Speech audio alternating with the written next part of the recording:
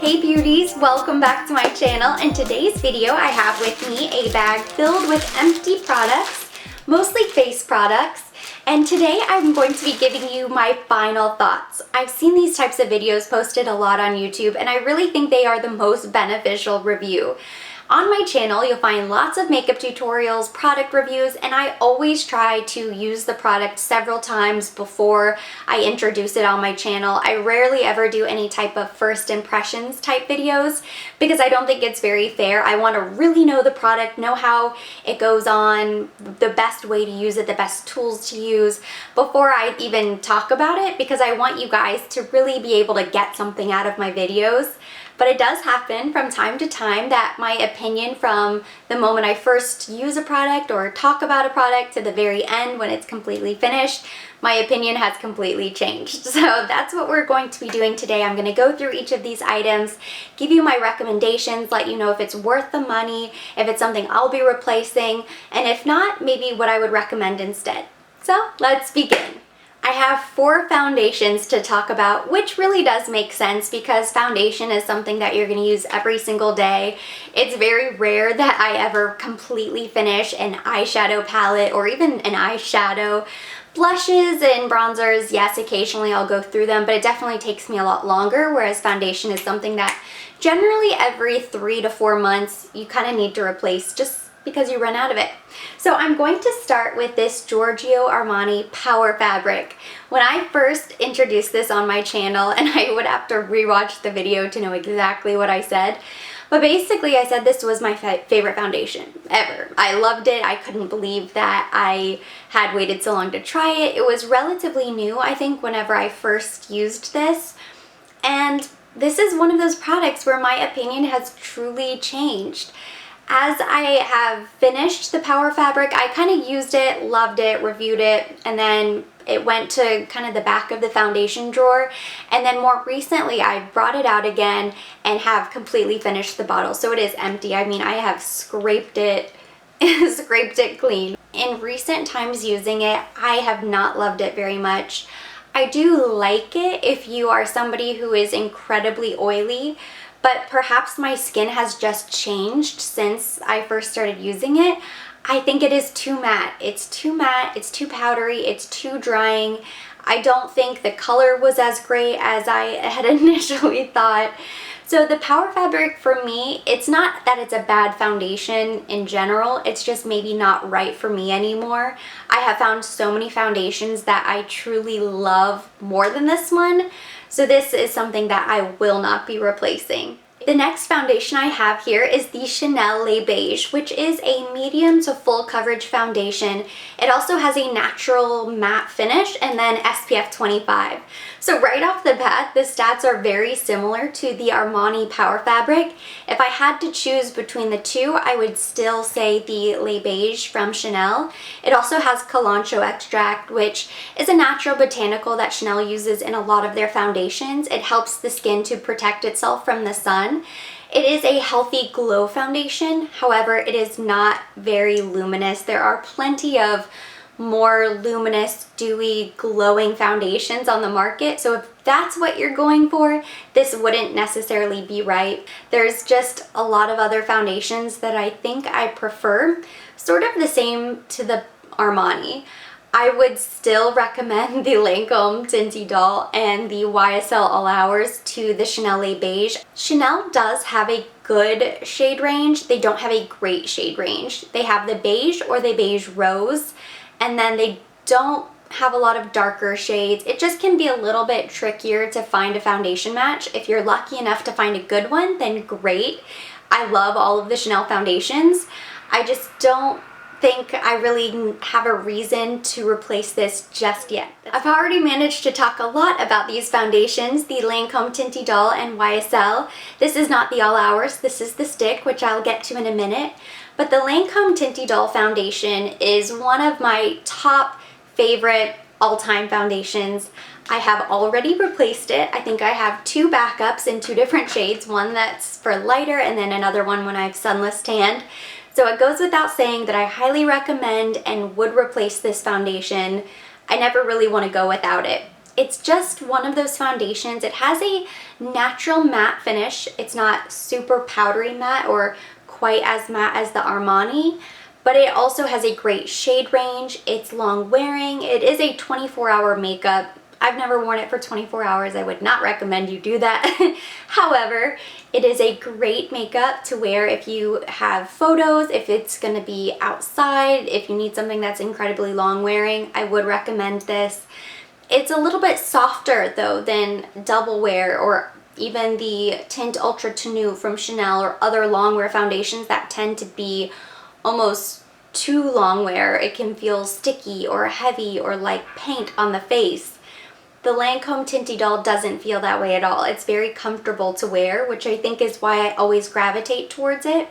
Whenever I have events in real life, I use it a lot on makeup tutorials, but even if I'm going to an event, if I'm taking photos for my blog or Instagram, going anywhere where I know I'll be photographed and want to hold on to the pictures or look at as best as possible, I always grab this foundation.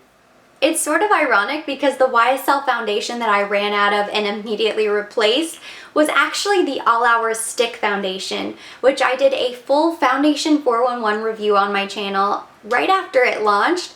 And initially, I didn't necessarily love this foundation. I didn't like the shade range. I didn't think that it would be great as an everyday foundation, which I still don't use this on a daily basis as kind of my go-to. But you can see I completely used every last bit of this foundation, and the reason I love it so much is for touch-ups, for throwing in your bag, for touch-ups on the go. It's incredibly portable. It's easy to apply. You can use a brush, you can use your fingers. I found that as I used this foundation, I found more and more reasons when it would be appropriate or when I would need it, and before I knew it, I had completely run out of it. Whenever I do tutorials and I do lip swatches, I always need this foundation. So for me, on YouTube creating these videos, this is really convenient, but even just for somebody who travels, if you're going to the gym, for any sort of touch-up situation, the YSL All Hours Stick Foundation is really convenient. So I've already replaced it.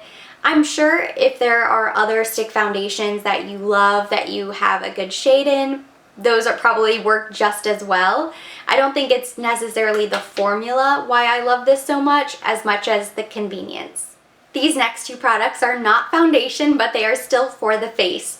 So starting with the YSL Tushy Clot Pen, I believe these retail for $38, and I find that it runs out pretty quickly when used regularly, which is something that in tutorials I may use this step, but it's not something that I think is necessary in everyday life.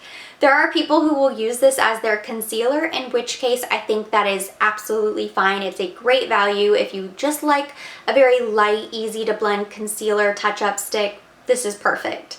However, if you're using a concealer and then going in with the YSL Tushy Clot just to highlight, I don't know if I could really justify that price point considering how quickly you will go through the product. A lot of times you'll see in my tutorials, whatever I use as my concealer underneath the eye, I'll also use it to highlight my face, so it's not absolutely essential. This next product is a true concealer. It is the Dior Skin Forever Undercover Concealer. And I remember when this first launched, I loved it. I had previously been wearing the NARS Radiant Creamy Concealer, which of course has a cult following. It is so popular. But I remember swatching them both in store, applying them on clients, and seeing firsthand that the Dior was actually far more radiant and far more creamy than the NARS concealer, which dried down a lot more matte and powdery and appeared to be more drying on the skin. So I went out, I bought this concealer, and I loved it for a very long time. It's one of those products that, as I've used it, my opinion has changed, and also there have been better products released. I don't remember the exact time frame, whether it was before or after, but Chanel's newly reformulated concealer launched. I really do prefer that one to this one. There are just other concealers that I like more. And then also another con is that the shade range isn't that great. If you are incredibly fair or incredibly dark, you're really going to struggle to find a good concealer shade in this Dior concealer, and this is the Laguna Soft Matte Bronzer, which is completely empty. In terms of the product itself, I did really enjoy this bronzer. However, it's probably not something that I'm going to replace. If I did replace it, I might even replace it with the original Laguna, which has a slight luminosity to it. It's nothing extreme. The soft matte was beautiful, very light. It blended really nicely.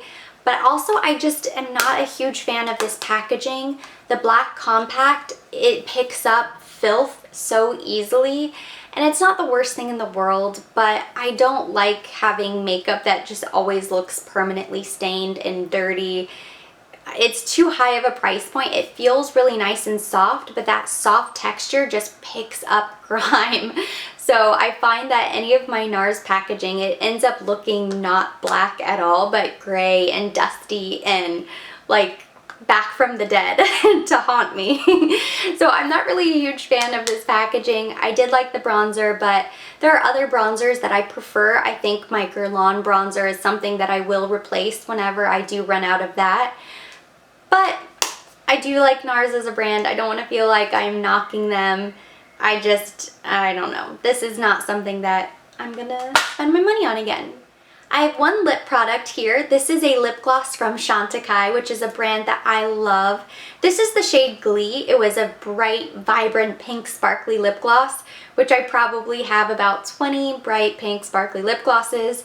So I'm not going to replace this one. These lip glosses always feel so hydrating. They're never sticky. They look beautiful. So while this is not a shade that I will be replacing, I highly recommend all Chantecaille lip glosses.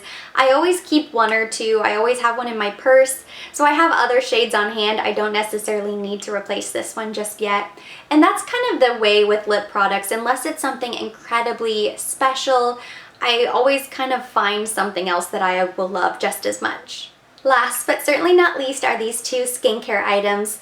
The first is the Triad pads from Arcona. This is an organic, all-natural brand carried at Nordstrom. I love these products so much, and these pads were awesome. They're basically like toner pads that you can use to refresh the skin. These are nice because you can throw this in your gym bag. You could travel with this very easily. I haven't replaced them just yet, simply because I have other toners on hand that do the job just fine for me. But I do recommend the brand. I do recommend these to anybody who's looking for something that's easy for travel, and I probably will end up getting these in the future. Last, I finally finished my Gentle Eye Makeup Remover from Chanel. This is probably my 5th bottle. It's so good. It's perfect for anybody who uses waterproof mascara or heavy eye makeup. I always recommend you remove your eye makeup before you cleanse your skin because it just makes it so much faster, so much easier. You don't have black mascara and eyeliner smeared all over your face. And it truly is one of the most gentle eye makeup removers I've ever used. Now, while I have replaced this time and time again, I'm probably going to hold off this time simply because I have the Lancome eye makeup remover right now that I was able to get in a jumbo value set, and I just don't have the necessity right this moment, but I do highly recommend it. If you've never tried it, you definitely should. And that completes today's video, so thank you so much for watching. Hopefully you enjoyed it.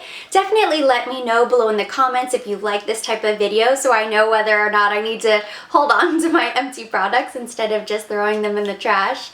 I will be linking all of these products and all of my recommendations down below in the description box. And I also have a makeup tutorial on this look right here already up on my channel, so I'll link that down below as well in case you're interested. And for more videos, don't forget to subscribe.